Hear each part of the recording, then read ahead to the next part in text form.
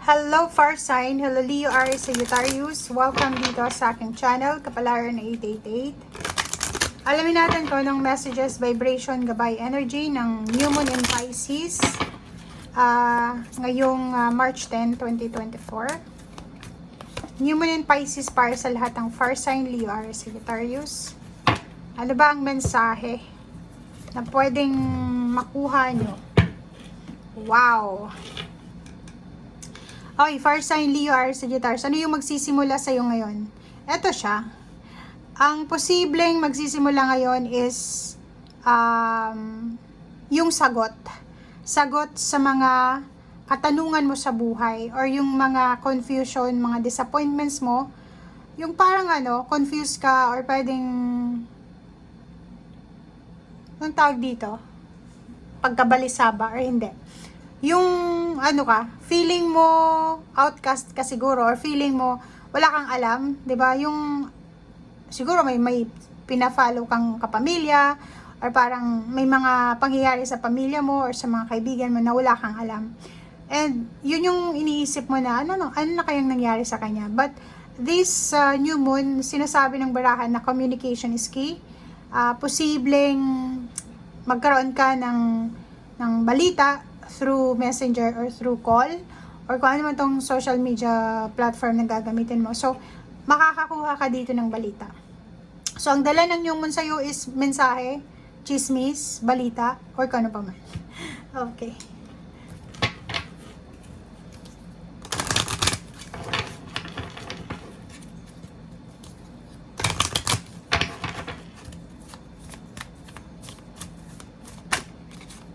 Okay, forgiveness.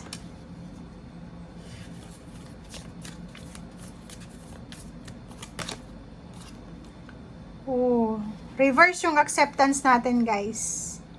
So, parang nakikita ko sir dito na wala may hindi ka matanggap. Pwedeng nasaktan ka or pwedeng nakasakit ka. It's either ikaw to na humihingi ng tawad and acceptance, saka-reverse yung acceptance. So, pwedeng ayaw nilang tanggapin yung forgiveness or apology na hinihingi mo. Or pwedeng ikaw yan na until now, nasasaktan ka pa rin, so hindi mo pa rin siya matanggap. Comment down below if resonated ka dyan, guys.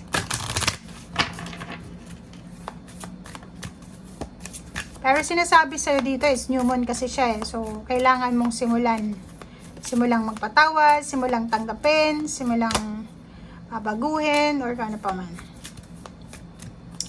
Ang daming susi dito.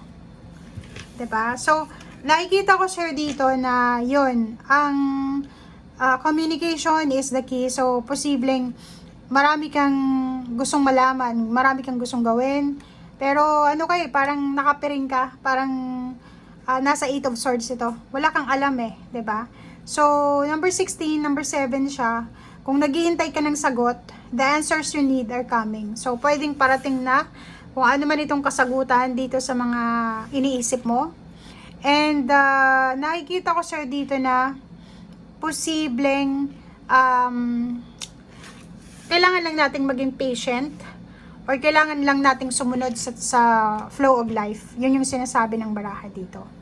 Kasi parang nakikita mo dito na minsan, against the flow of life Halimbawa, kung ano yung nangyayari, parang kinukontra mo. Dito sa barahang to, just go with the flow.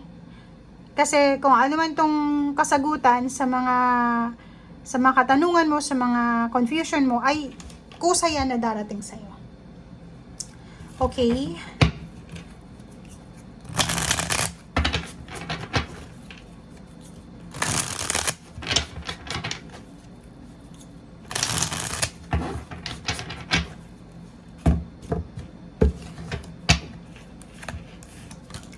Okay, first card dito is Knight of Pentacles. May paparating na pera, paparating na offer ng trabaho, may paparating na empowerment, may paparating na kontrata, may paparating ditong stability, balance sa usaping pera. So, huwag tayo masyadong emosyonal.